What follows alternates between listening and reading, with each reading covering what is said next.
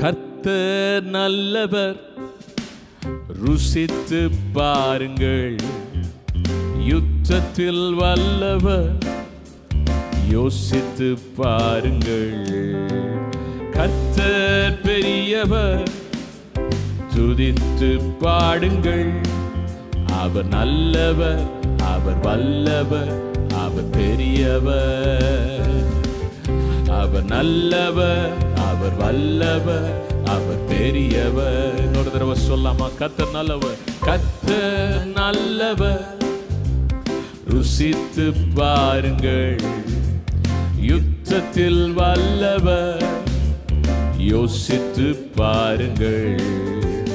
கர்த்தர் பெரியவர், துதித்து பாடுங்கள். அவர் நல்லவர், அவர் வல்லவர், அவர் பெரியவர். அவர் நல்லவர், அவர் வல்லவர், அவர் பெரியவர். உன்னதமானவர், மறைவில் இருப்பவர், சர்வ வல்லவர், நிழலில் தங்குவான். உன்னதமானவர், மறைவில் இருப்பவர், சர்வ வல்லவர், நிழலில் தங்குவார். அவர் சிறகுகளால் நம்மை மூடுவார், அவர் செட்டையில் அடைக்கலம் புகுவார். அவர் சிறகுகளால் உன்னை மூடுவார், அவர் செட்டையில் அடைக்கலம் புகுவார். கர்த்தர் நல்லவர், ருசித்து பாருங்கள். யுத்தத்தில் வல்லவர், யோசித்து பாருங்கள். கர்த்தர் பெரியவர், துதித்து பாடுங்கள். அவர் நல்லவர், அவர் வல்லவர், அவர் பெரியவர். அவர் நல்லவர், அவர் வல்லவர், அவர் பெரியவர். வல்லமையானவர், கரத்தில் இருப்பவன், வாழ்வில் மேன்மையை அடைந்தே வாழுவான். சொல்லுங்க, வல்லமையானவர், கரத்தில் இருப்பவன், வாழ்வில் மேன்மையை அடைந்தே வாழுவார். அவர் கிருபையினால் உன்னை நிரப்புவார், அவர் மகிமையில் தங்கிடுவார். அவர் கிருபையினால் உன்னை நிரப்புவார், அவர் மகிமையில் தங்கிடுவாய். கர்த்தர் நல்லவர், ருசித்து பாருங்கள். யுத்தத்தில் வல்லவர், யோசித்து பாருங்கள்.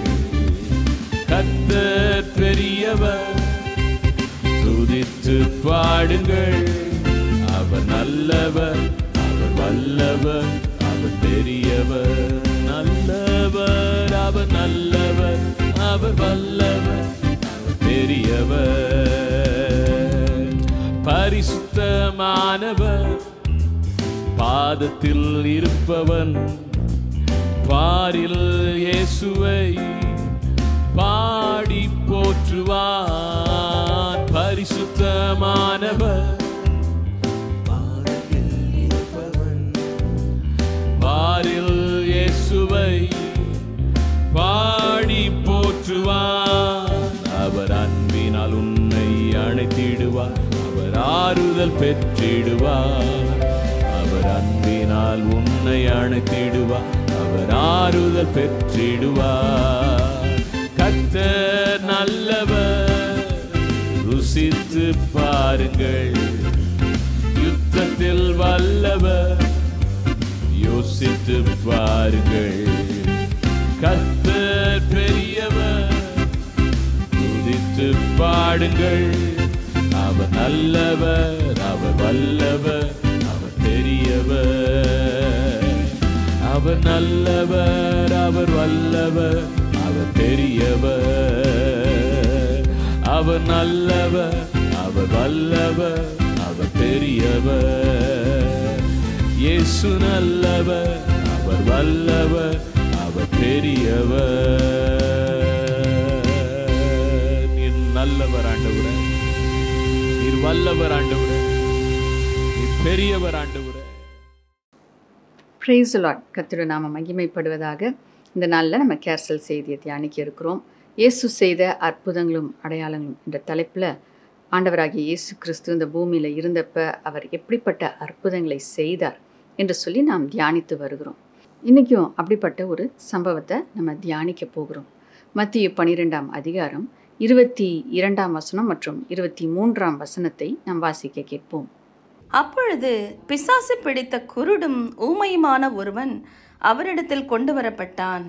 குருடும் ஊமையுமானவன் பேசவும் காணவும் தக்கதாக அவனை சொஸ்தமாக்கினார்.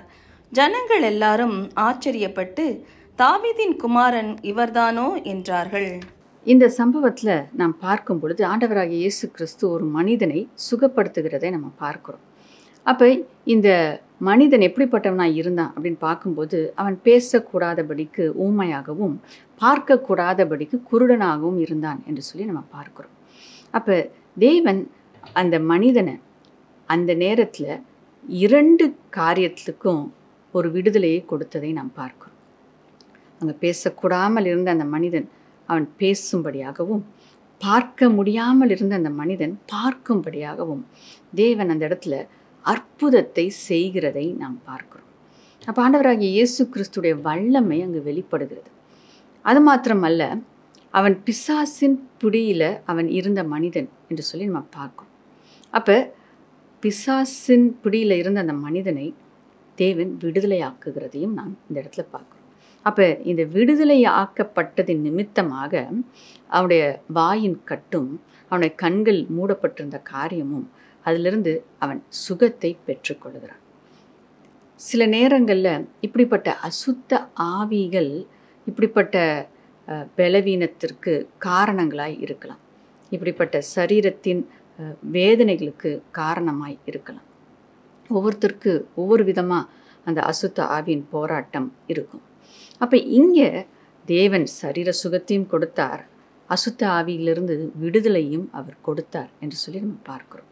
ஒரே நேரத்தில் அந்த மனிதன் எல்லாவற்றிலிருந்து ஒரு விடுதலை, ஒரு நன்மை, ஒரு சுகம் அந்த மனிதனுடைய வாழ்க்கையில் கடந்து வருகிறதை நாம் பார்க்கிறோம். அப்போ தேவனுடைய வல்லமை எப்படிப்பட்ட வல்லமையாக இருக்கிறது. தேவன் அவர் பரிகாரியாய் இருக்கிறார், சுகப்படுத்துகிறவராய் இருக்கிறார், நம்மை விடுவிக்கிறவராய் இருக்கிறார், பார்க்கக்கூடாதவர்களை பார்க்கும்படியாக கண்களை திறக்கிறவராய் இருக்கிறார். பேச முடியாமல் ஊமையாக இருக்கிறவர்களுக்கு தேவன் அந்த கட்டவிழ்த்து பேசும்படியாக, அந்த நாவில் இருக்கிற கட்டை அவிழ்த்து விடுகிற தேவனாக இருக்கிறார். அது மட்டுமல்ல, அசுத்தாவின் போராட்டத்தில் இருக்கிற ஜனங்களை தேவன் விடுவிக்கிறவராகவும் இருக்கிறார். ஆகையால் அவர் மேல் நாம் விசுவாசம் வைக்கும் பொழுது இந்த ஆசீர்வாதங்களை நிச்சயமாய் நாம் சுதந்திரித்து கொள்ள முடியும். இப்போ பாருங்கள், இந்த மனிதன் ஆண்டவரிடத்தில் தேடி வரலை. ஏனென்றால் அது அசுத்த ஆவின் பிடியில் அவன் இருந்ததுனால அவனால் தானாகவே ஆண்டவரிடத்தில் ஒரு விடுதலைக்காக வாஞ்சித்து வர முடியாத ஒரு சூழ்நிலையில் அந்த மனிதன் இருக்கிறதை நாம் பார்க்குறோம். பேச முடியல, கூட்டிகிட்டு போங்கன்னு சொல்ல முடியாது, பார்க்க முடியல, அதனால் தானாகவே இயேசுவண்டை வர முடியாது. ஆனால் இந்த இடத்துல இந்த மனிதனுக்கு உதவியாக அங்கு இருந்த யாரோ, யார் என்று நமக்கு சொல்லப்படவில்லை, உறவினர்களா, நண்பர்களா, இல்லை அந்த ஊர் மக்களா, இல்லை வீட்டில் பக்கத்தில் இருந்தவங்களா, யாரோ அந்த மனிதன் மீது இரக்கம் வைத்து இந்த மனிதனுக்கு ஒரு விடுதலையை ஆண்டவராகிய இயேசு கிறிஸ்து பெற்றுக் கொடுக்க முடியும் என்று நம்பி ஆண்டவர் மேல் விசுவாசம் வைத்து அந்த மனிதனை அழைத்து வந்ததை நாம் பார்க்கிறோம். அப்போ அவர்களுடைய விசுவாசம், அவர்கள் யார் என்று நமக்கு தெரியலனாலும் அவர்கள் விசுவாசித்து இந்த மனிதனை அழைத்து வந்தார்கள் என்பதை நிச்சயமாய் நாம் உறுதிப்படுத்தி கொள்ள முடியும். ஏனென்றால் அவர்கள் விசுவாசித்தனால்தான் அந்த மனிதன், அப்படிப்பட்ட சூழ்நிலையில் இருக்கிற அந்த மனிதனை ஆண்டவராகிய இயேசுவினிடத்தில் அவர்கள் அழைத்து வருகிறார்கள். அப்போ இப்படிப்பட்டவர்களுடைய விடுதலைக்கு மற்றவர்களுடைய உதவி அவசியமாய் இருக்கிறது. நம்ம சுற்றிலும் நம்ம பார்க்கும் பொழுது சிலர் இப்படிப்பட்ட வேதனையில் இருக்கலாம், இப்படிப்பட்ட பலவீனத்தின் மத்தியில் இருக்கலாம், ஊமையர்களாக இருக்கலாம், பார்க்க முடியாதவர்களாக இருக்கலாம், இல்லை அசுத்தாவின் பிடியில் இருக்கிறவர்களாக இருக்கலாம், இல்லை எப்படிப்பட்ட வியாதியாக இருந்தாலும் காது கேளாதவர்களாக இருக்கலாம், இல்லை கை செயல் இழந்தவர்களாக இருக்கலாம், கால்கள் இப்போ சரீரம் செயலிழந்து அவங்க அப்படிப்பட்ட வேதனையில் இருக்கலாம். இல்லை என்றால் பலவிதமான பாடுகள், சரீரத்தின் பாடுகள் அவர்களை ஆளுகை செய்து கொண்டு இருக்கலாம். பலவிதமான வியாதிகளினால் அவர்கள் வேதனைகளை அனுபவித்து கொண்டு இருக்கலாம். எப்படிப்பட்டவர்களாய் இருந்தாலும் அவர்களுக்கு சுகம் கொடுக்க இயேசு வல்லவராய் இருக்கிறார். அவருடைய வல்லமையை குறித்து தான் இந்த இடத்துல நம்ம பார்க்கிறோம். அப்படியானால் அவர்கள் ஆண்டவராகிய இயேசு கிறிஸ்துவை குறித்து அறிந்து கொண்டு ஆண்டவராகிய இயேசு கிறிஸ்து கிட்ட அழைத்து வரப்படுவார்கள் என்றால் அப்பொழுது நிச்சயமாய் அவர்களுடைய வாழ்க்கையில் அவர்கள் விடுதலையை பெற்றுக்கொள்ள முடியும். அப்போ அவர்கள் விடுதலையை பெற்றுக்கொள்வதற்கு நம்முடைய விசுவாசமும் நம்முடைய செயல்பாடும் அவசியமாய் இருக்கிறது. விசுவாசித்து அந்த ஒருத்தரா இல்லை சிலரா நமக்கு தெரியல, அந்த மனிதனை அவர்கள் அழைத்து வந்தார்கள். அப்போ விசுவாசிப்பது மாத்திரமல்ல, இயேசுவால் சுகப்படுத்த முடியும் அப்படின்ற நிச்சயம் மாத்திரம் இருப்பது போதாது, தேவனிடத்தில் அந்த மனிதரை கொண்டு வர வேண்டும். அப்போ அப்படியாக அழைத்து வந்ததின் நிமித்தமாக இந்த இடத்துல அந்த மனிதன் ஒரு அற்புதத்தை பெற்றுக்கொண்டதை நாம் பார்க்கிறோம். ஆகையால் நாம் விசுவாசிக்கலாம், நாம் ஜெபிக்கலாம், ஆனால் அதோடு கூட நாம் செயல்படுகிறவர்களாகவும் இருக்க வேண்டும். தேவனுடைய பிரசன்னத்துக்கு அவர்களை அழைத்து வர வேண்டும்.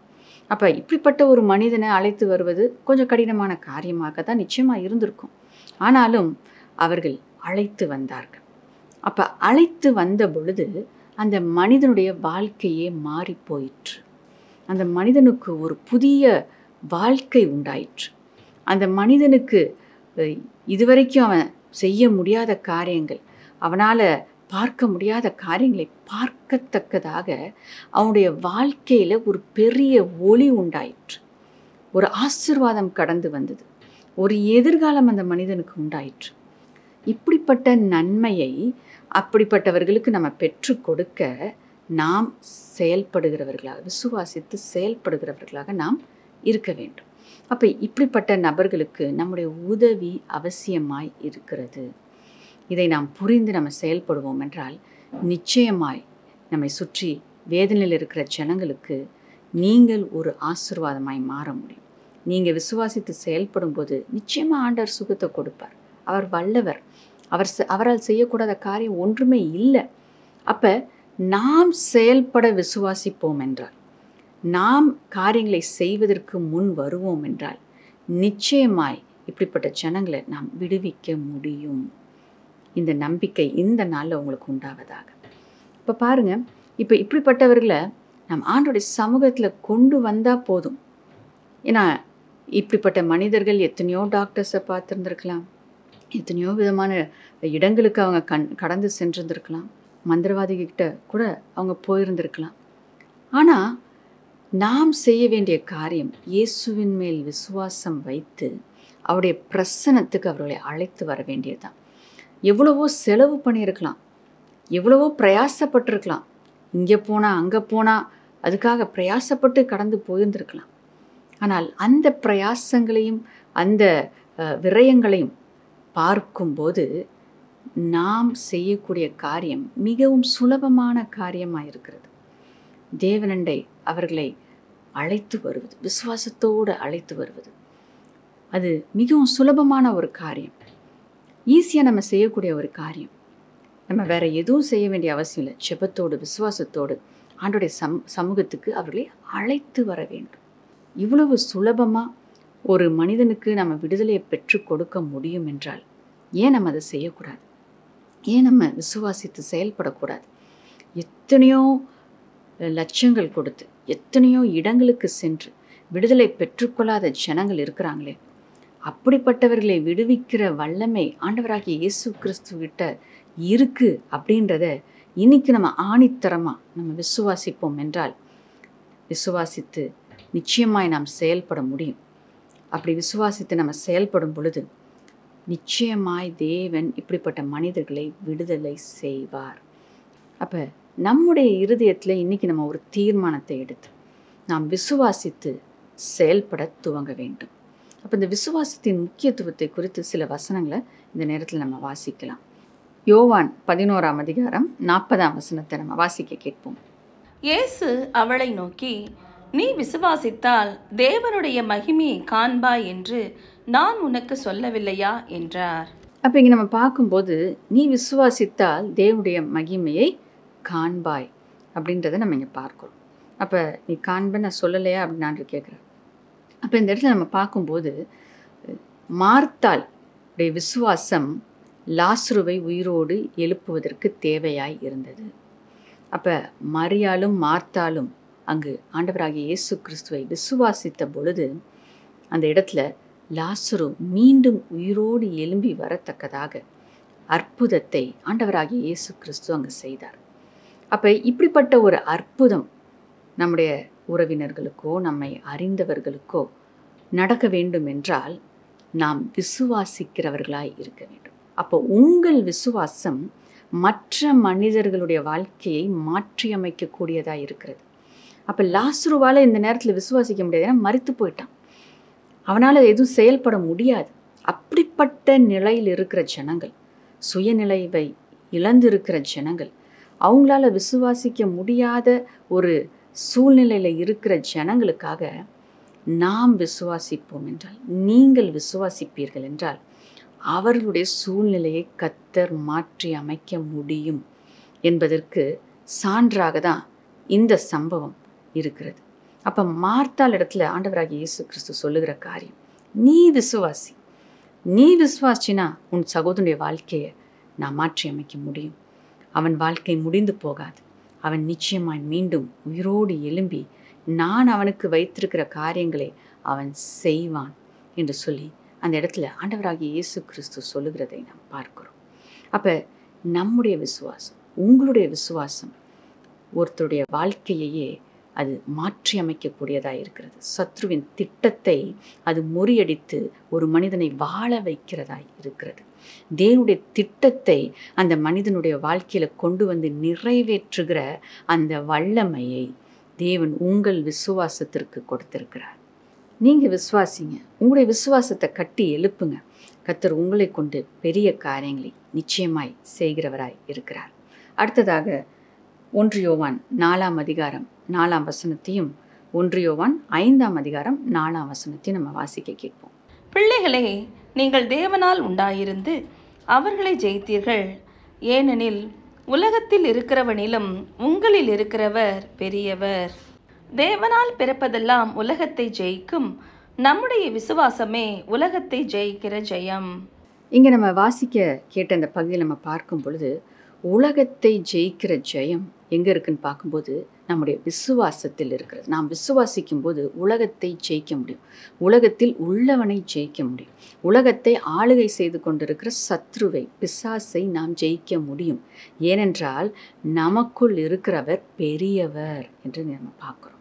அப்போ அந்த விசுவாசம், எனக்குள்ளே இருக்கிறவர் எப்படிப்பட்டவர், ஆண்டவராகிய இயேசு கிறிஸ்து எனக்குள்ளே இருக்கிறார், என்னோடு இருக்கிறார். அப்போ என்னால் என்ன காரியங்களை செய்ய முடியும், சத்ருவை ஜெயிக்க முடியும். இந்த உலகத்தின் உண்டான எல்லா மாம்சத்தின் இச்சைகள், கண்களின் இச்சைகள், பெருமைகள், இப்படிப்பட்ட பிசாசு கொண்டு வருகிற எல்லாவற்றையும் என்னால் ஜெயிக்க முடியும். ஏனென்றால் இந்த உலகத்தில் இருக்கிறவனை பார்க்கிலும் எனக்குள் இருக்கிறவர் பெரியவர். அவர் பெரியவராக இருக்கிறார், அவர் பெரிய காரியங்களை செய்கிறவராக இருக்கிறார். ஆகையால் இந்த சத்ரு கொண்டு வருகிற எப்படிப்பட்ட காரியமாக இருந்தாலும், எப்படிப்பட்ட பலவீனங்களாக இருந்தாலும், எப்படிப்பட்ட வியாதியாக இருந்தாலும், எப்படிப்பட்ட போராட்டங்களாக இருந்தாலும், இவைகளில் இருந்து நான் ஜெயத்தை பெற்றுக்கொள்வேன் என்கின்ற நம்பிக்கை, நிச்சயம், விசுவாசம் இருந்தால் போதும், நாம் ஜெயிப்போம். நம்முடைய சூழ்நிலைகளை ஜெயிப்போம், நம்முடைய வாழ்க்கையில் நம்ம ஜெயிப்போம், நம்முடைய போராட்டங்கள் மத்தியில் நம்ம ஜெயிப்போம். இந்த உலகத்தில் இருக்கிற எல்லாவற்றின் மீதும் ஜெயத்தை தேவன் நமக்கு கொடுத்திருக்கிறார். ஆகையால் வியாதிகள், பலவீனங்கள், எப்படிப்பட்ட மரண வேதனைகளாக இருக்கலாம், அவைகளை நாம் ஜெயிக்கத்தக்கதாக நம்முடைய விசுவாசத்தின் மூலமாக தேவன் அந்த ஜெயத்தை நமக்கு கொடுக்கிறவராய் இருக்கிறார். ஆகையால் விசுவாசிப்போம். எனக்குள் இருக்கிறவர் பெரியவர் என்பதை விசுவாசிப்போம். உலகத்தை ஜெயிக்கத்தக்கதாக தேவன் எனக்கு விசுவாசத்தை கொடுத்திருக்கிறார் என்று நம்ம நம்புவோம். விசுவாசிக்கும் போது பெரிய காரியங்களை நிச்சயமாக நாம் செய்ய முடியும். விடுதலைகளை நாம் பெற்றுக்கொள்ள முடியும். நன்மைகளை நாம் சுதந்தரித்து கொள்ள முடியும். அடுத்ததாக நாம் வாசிக்க கேட்கலாம். லூக்கா 17ஆம் அதிகாரம் 19ஆம் வசனம். அவனை நோக்கி, நீ எழுந்து போ, உன் விசுவாசம் உன்னை ரட்சித்தது என்றார். அப்போ இந்த சம்பவத்தில் நம்ம பார்க்கும்போது அந்த மனிதனுடைய விசுவாசம் அந்த மனிதனை ரட்சித்தது. நீ விசுவாசித்ததுனால நீ என்ன பண்ண? ரட்சிக்கப்பட்ட. ரட்சிக்கப்படுவது என்று பார்க்கும்போது மீட்கப்படுதல் இல்லை காப்பாற்றப்படுதல். அப்போ இவ்வளோ நாள் நீ பட்ட வேதனை, சரீர வேதனை, அந்த பலவீனத்திலிருந்து நான் உன்னை மீட்டு கொண்டேன், நான் உன்னை விடுதலை செஞ்சிட்டேன், நான் உன்னை காப்பாற்றிட்டேன். இனி அந்த சரீர பாடுகள், அந்த பலவீனம், அந்த வியாதி உன்னை ஒன்றும் செய்ய முடியாது என்று தேவன் சொல்லுகிறதை நாம் பார்க்கிறோம். இன்னொரு விதத்தில் ஆத்துமா ரட்சிக்கப்படுவது, பாவக்கட்டிலிருந்து மனிதனை தேவன் மீட்டு எடுக்கும் பொழுது அந்த ஆத்துமா மீட்கப்படுகிறது, அந்த ஆத்துமா ரட்சிக்கப்படுகிறது. அப்போ இந்த 2 ரட்சிப்பையுமே நாம் பெற்றுக்கொள்ள முடியும். அதுதான் நம்ம பார்க்குறோம். நாம் விசுவாசிக்கும் பொழுது, நமக்காக நம்ம விசுவாசிக்கும் போது நாம் விடுதலை பெற்றுக்கொள்ள முடியும். இன்னொரு வசனத்தை நம்ம வாசிக்க கேட்கலாம். மத்தேயு 9ஆம் அதிகாரம் 22ஆம் வசனம். இயேசு திரும்பி அவளை பார்த்து, மகளே, திடன்கொள், உன் விசுவாசம் உன்னை ரட்சித்தது என்றார். அந்நேரம் முதல் அந்த ஸ்திரீ சொஸ்தமானாள். அப்போ இந்த சம்பவத்தில் நம்ம பார்க்கும்போது அந்த ஸ்திரீயை பார்த்து ஆண்டவராகிய இயேசு கிறிஸ்து சொல்லுகிறார், உன் விசுவாசம் உன்னை ரட்சித்தது. அப்போ அது சொன்னதுக்கப்புறம் அவளுடைய பலவீனம் அந்த இடத்துல அவளை விட்டு போயிற்று. அவள் உடனே சொஸ்தமானாள் என்று சொல்லி நம்ம பார்க்குறோம்.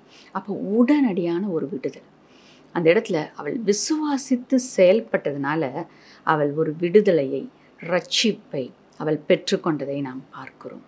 ஆகையால் நம்முடைய விடுதலைக்காக, நம்முடைய மீட்புக்காக, நம்முடைய ஆத்ம மீட்புக்காக, நம்முடைய சரீர பாடுகளிலிருந்து நம்ம மீட்கப்படுவதற்காக நாம் விசுவாசிக்கும் போது தேவன் நமக்கு விடுதலையை கொடுக்கிறவராய் இருக்கிறார், ரட்சிப்பை கொடுக்கிறவராய் இருக்கிறார், நம்மை பாதுகாக்கிறவராய் இருக்கிறார். நம்மை எப்படிப்பட்ட பாடுகள் இருக்கிறோமோ அந்த பாடுகளிலிருந்து தூக்கி எடுத்து நம்மை ஆசீர்வாதமான நிலையில் கொண்டு வந்து நிறுத்துகிற தேவனாக இருக்கிறார். நம் வேதனை, கண்ணீர் அப்படி இருக்கிற அந்த சூழ்நிலையிலிருந்து நம்மை களிக்கூற செய்யும்படியாக, நாம் சந்தோஷப்படும்படியாக, தேவனை மகிமைப்படுத்தத்தக்க அந்த இடத்துல கொண்டு வந்து தேவன் நம்மை நிறுத்துகிறவராய் இருக்கிறார். அது மட்டுமல்ல, மற்றவர்களுக்காக நம்ம விசுவாசிக்கும் பொழுது மற்றவருடைய வாழ்க்கையிலும் தேவன் இப்படிப்பட்ட நன்மைகளை செய்ய வல்லவராய் இருக்கிறார். வாசிக்க கேட்கலாம். யாக்கோபு 5ஆம் அதிகாரம் 15ஆம் வசனம். அப்பொழுது விசுவாசம் உள்ள ஜெபம் பிணியாளியை ரட்சிக்கும். கர்த்தர் அவனை எழுப்புவார். அவன் பாவம் செய்தவனானால் அது அவனுக்கு மன்னிக்கப்படும். விசுவாசம் உள்ள ஜெபம் பிணியாளியை ரட்சிக்கும். அப்போ விசுவாசத்தோட அப்படிப்பட்ட மனிதர்களுக்காக நம்ம ஜெபிக்கும் போது அவர்கள் சுகத்தை பெற்றுக்கொள்ள முடியும். பார்க்குறோம், பாவத்திலிருந்து விடுதலை பெற்றுக்கொள்ள முடியும். அப்போ அந்த ரட்சிப்பை, மீட்பை, அந்த பாவ கட்டிலிருந்தும் மனிதர்கள் மீட்கப்பட முடியும் என்பதை இந்த இடத்துல நாம் தெளிவாய் அறிந்து கொள்கிறோம். அப்போ நாம் நமக்காக விசுவாசிக்கும் போது நம்முடைய வாழ்க்கையில் நன்மை நடக்கிறது. அதே நேரத்தில் மற்றவர்களுக்காய் நாம் விசுவாசிக்கும் பொழுது, மற்றவர்களுக்காக நம்ம விசுவாசத்தோடு ஜெபிக்கும் பொழுது கர்த்தர் அவர்களை விடுவிக்கிறார், அவருடைய சிறையிருப்பை மாற்றுகிறார், அவர்கள் ஆத்துமாவை மீட்டு கொள்ளுகிறார். அவர்கள் ரட்சிப்புக்குள்ளே கடந்து வர நம்முடைய ஜெபம், விசுவாசம் நிறைந்த ஜெபம், அது உதவியாய் இருக்கிறது என்பதை நாம் பார்க்கிறோம். ஆகையால் நாம் சோர்ந்து போக வேண்டிய அவசியம் இல்லை. ஜனங்கள் இப்படி இருக்கிறாங்களே, அவங்க இப்படி இருக்கிறாங்களே, இப்படி பாடுபடுறாங்களே, இப்படி கஷ்டப்படுறாங்களே, இந்த பாவக்கட்டில் இருக்கிறாங்களே, அப்படி பரிதாபப்படுவதற்காக நாம் அழைக்கப்படவில்லை. தேவன் நம்மை ரட்சித்ததற்கு நோக்கம் இப்படிப்பட்ட ஜனங்களுக்கு நாம் ஒரு ஆசீர்வாதமாய் இருக்கும்படியாக, நம் மூலமாக இப்படிப்பட்டவர்களை விடுவிக்கும்படியாக தேவன் விரும்புகிறார். ஆகையால் இன்னைக்கு நம்ம ஒரு தீர்மானத்தை நம்ம எடுப்போம். மற்றவங்க விடுதலை பெற்றுக்கொள்வதற்கு நான் இந்த நேரத்தில் விசுவாசத்தோடு ஜெபிக்கிறேன், விசுவாசத்தோடு நான் செயல்படுறேன். நிச்சயமாய் தேவன் என்னை கொண்டு அநேகரை விடுவிப்பார், அநேகரை ரட்சிப்பார், அநேகர் ஆசீர்வாதத்துக்குள்ளே நடத்துவார். இந்த நிச்சயத்தோடு நீங்கள் செயல்படுங்க. கர்த்தர் உங்களை கொண்டு பெரிய காரியங்களை நிச்சயமாய் செய்கிறவராய் இருக்கிறார். அது மட்டுமல்ல, விசுவாசம் ஜனங்களை மீட்கிறதாய் இருக்கிறது. அதே நேரத்தில் ஆண்டவராகிய இயேசு கிறிஸ்துடைய நாமத்து மேல் நம்ம வைக்கிற விசுவாசம், ஆண்டவராகிய இயேசு கிறிஸ்துவின் நாமத்தை விசுவாசித்து நம்ம அறிக்கை செய்யும்போது அந்த இடத்துல அற்புதங்கள் நிச்சயமாய் நடக்கும். அப்போ விசுவாசத்தோடு நம்ம நிறுத்திடாமல் ஆண்டவருடைய நாமத்தை நாம் அறிக்கை செய்ய வேண்டும்.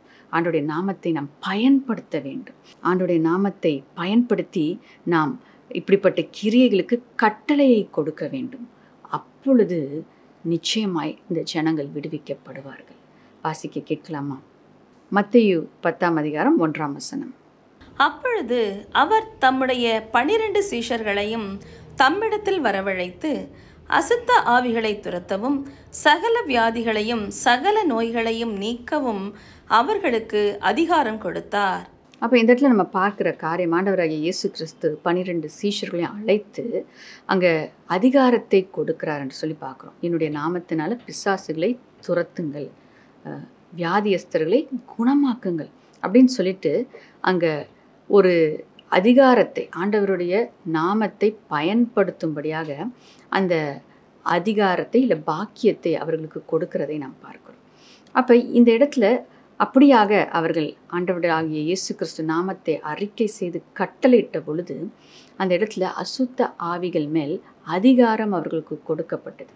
அப்போ இயேசு என்கிற வல்லமையுள்ள நாமத்தை அவங்க பயன்படுத்தின பொழுது அந்த அசுத்த ஆவிகளிலிருந்து ஜனங்கள் விடுவிக்கப்பட்டார்கள். பலவீனத்தில் இருந்து ஜனங்கள் விடுவிக்கப்பட்டார்கள். அதே இது நம்ம பார்ப்போம். லூக்கா 10:1 17 நம்ம வாசிக்க கேட்கலாம். இவைகளுக்கு பின்பு கர்த்தர் வேற 70 பேரை நியமித்து தாம் போகும் சகல பட்டணங்களுக்கும் இடங்களுக்கும் அவர்களை தமக்கு முன்னே 2 பேராக அனுப்பினார். பின்பு அந்த 70 பேரும் சந்தோஷத்தோടെ திரும்பி வந்து, ஆண்டவரே, உம்முடைய நாமத்தினாலே பிசாசுகளும் எங்களுக்கு கீழ்ப்படுகிறது என்றார்கள். அப்போ இங்கே நம்ம பார்க்கும் பொழுது 70 பேர் ஆண்டவர் என்ன பண்ணுறாரு, அனுப்புகிறதை நாம் பார்க்கிறோம். இப்போ முதலாவது 12 சீஷர்கள் தன்னுடைய பக்கத்தில் இருந்தவங்கள அப்படியான அதிகாரத்தை கொடுத்து அனுப்பினார். அவர்கள் வல்லமையாக அந்த ஊழியத்தை செய்தார்கள். இப்பொழுது 70 பேரை தெரிந்து கொண்டு, அவர்களும் சீஷர்கள் தான், அப்போ அவர்களை தெரிந்து கொண்டு ஆண்டவர் என்ன பண்ணுறாரு, வல்லமையை கொடுத்து இயேசுவின் நாமத்தை பயன்படுத்துங்கன்னு சொல்லி அனுப்புகிறார். அவர்களும் ஆண்டவராகிய இயேசு கிறிஸ்து சொன்னபடியே அவர்கள் செய்து அற்புதத்தை அவர்கள் கண்டார்கள். திரும்பி அவங்க சொல்லும்போது என்ன சொல்கிறாங்க, உம்முடைய நாமத்தை நாங்கள் பயன்படுத்தும் போது அசுத்த ஆவிகளும் எங்களுக்கு கீழ்ப்படுகிறது. அப்போ இங்கே நம்ம பார்க்கும்போது தேவனுடைய நாமத்தை நாம் பயன்படுத்தும் போது, விசுவாசத்தோடு நம்ம பயன்படுத்தும் போது தேவனுடைய நாமம் எவ்வளவு மேன்மையானது, எவ்வளவு வல்லமையானது என்பதை அறிந்து நம்ம பயன்படுத்தும் போது அசுத்த ஆவிகள் கீழ்ப்படுகின்றன. நிச்சயமாக உங்களுக்கும் கீழ்ப்படியும். அப்போ அந்த அதிகாரம் நம்முடைய கரத்தில் இல்லை, அந்த தேவனுடைய நாமத்தில் இருக்குது. அப்போ தேவனுடைய நாமத்தை யாரெல்லாம் விசுவாசித்து யாரெல்லாம் அதை செயல்படுத்துகிறார்களோ, யாரெல்லாம் அறிக்கை செய்கிறார்களோ அவர்களுடைய வாழ்க்கையில் இப்படிப்பட்ட அற்புதங்களை நிச்சயமாய் நாம் பார்க்க முடியும். அப்போ இந்த இடத்துல நம்ம பார்க்குற காரியம், இந்த அதிகாரத்தை தேவன் விசுவாசிகளாகி நமக்கும் கொடுத்திருக்கிறார். மார்க் புத்தகத்தில் நாம் அதை பார்க்க முடியும். 16:17. விசுவாசிக்கிறவர்களால் நடக்கும் அடையாளங்களாவன, என் நாமத்தினாலே பிசாசுகளை துரத்துவார்கள், நவமான பாஷைகளை பேசுவார்கள். நாம் ஆண்டவராகிய இயேசு கிறிஸ்துவை நம்ம விசுவாசிக்கிறவர்கள் நம்ம இருப்போம் அப்படின்னா முதல் காரியமே நம்ம என்னால் என்ன செய்ய முடியுமா, பிசாசுகளை துரத்த முடியும் என்று சொல்லி இங்கே வேதத்தில் நம்ம பார்க்குறோம். அப்போ அந்த வார்த்தைகளை நம்ம நம்பணும். ஆண்டவர் இப்படிப்பட்ட அதிகாரத்தை எனக்கும் கொடுத்துருக்கிறார் அப்படின்றத நாம் நம்பி செயல்படும் போது நிச்சயமாய் பெரிய காரியங்களை கர்த்தர் உங்களை கொண்டு செய்வார். அப்போ தேவனுடைய நாமத்தில் இருக்கிற வல்லமையை நம்ம புரிந்து கொண்டு அதை நாம் அறிக்கை செய்து அதை நம்ம பயன்படுத்தும் பொழுது தேவனுடைய வல்லமை அந்த இடத்துல வெளிப்படுகிறது. நிச்சயமான ஒரு காரியமாய் இருக்கிறது. ஆனால் இங்கே நம்ம பார்க்குறோம், நாம் விசுவாசிக்க வேண்டும், விசுவாசித்து செயல்பட வேண்டும், விசுவாசித்து தேவன் மேல் உள்ள நம்பிக்கையை நம்ம அறிக்கை செய்யணும்.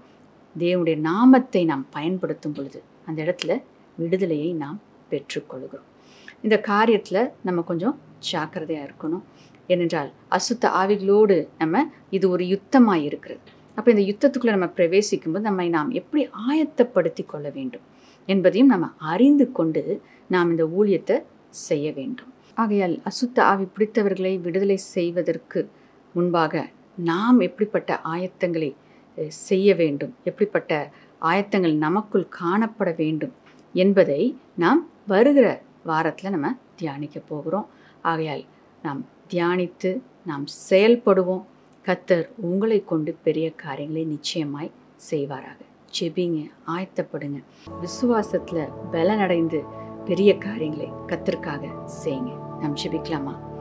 ஸ்தோத்திரம் அப்பா, உமக்கு நன்றி செலுத்துகிறோம் ராஜா.